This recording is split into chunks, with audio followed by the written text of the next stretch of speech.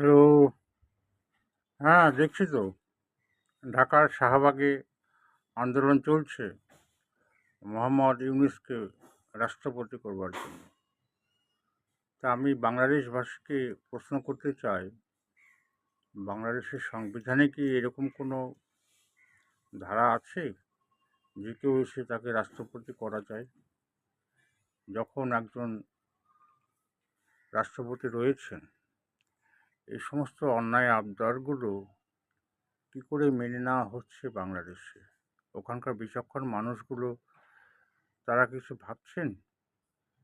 সেনাপ্রধান ওয়াকারুজ্জামান সাকসেসফুলি বাংলাদেশের শাসন ব্যবস্থা নিয়ন্ত্রণ করছেন, আর কিছু অসভ্য যারা, ইতর প্রাণী যারা, ৮০টি সংগঠনে নাকি তারা যুক্ত হয়েছে।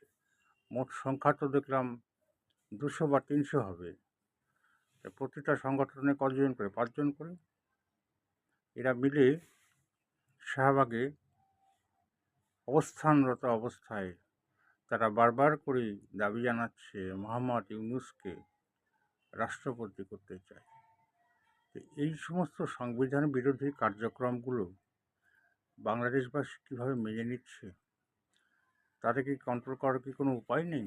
না এই অসভ্য ইতর শ্রেণীগুলো যারা শাহবাগে আন্দোলন করছে, এরা কোন বাবার সন্তান বা কোন মায়ের সন্তান ঠিক জানি না, এরা অটোপাস কিনা, এরা কীভাবে পড়াশোনা করে এসছে, বাংলাদেশের সংবিধান তারা জানে কি না, বোঝে কি না? সব অটোপাসগুলো বসে বসে শাহবাগে অসভ্যতা করছে। একটা দেশকে কোথায় নিয়ে যাচ্ছে অসভ্য জানোয়ারগুলো সব। হ্যাঁ, এদের শাস্তি হওয়া দরকার। কতই তো নাটক দেখলাম। ডক্টর ইউনূস পদত্যাগ করবেন, এই তার পদত্যাগ নিয়ে কত কিছু নাটক হয়ে গেল। যে দেশের অন্তর্বর্তী সরকারের প্রধান অবৈধভাবে তিনি নিয়োগপ্রাপ্ত হয়েছেন, তিনি এখনও টিকে আছেন কীভাবে? আমি কখনো ভেবে পাই না যে এখন বর্তমানে আমরা তৃতীয় বিশ্বে বাস করছি।